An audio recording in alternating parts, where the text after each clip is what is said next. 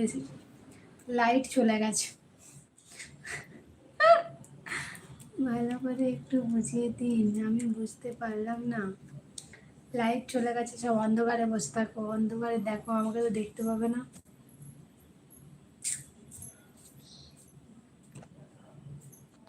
Light দেয়নি, current ইলেকট্রিকটা করছে।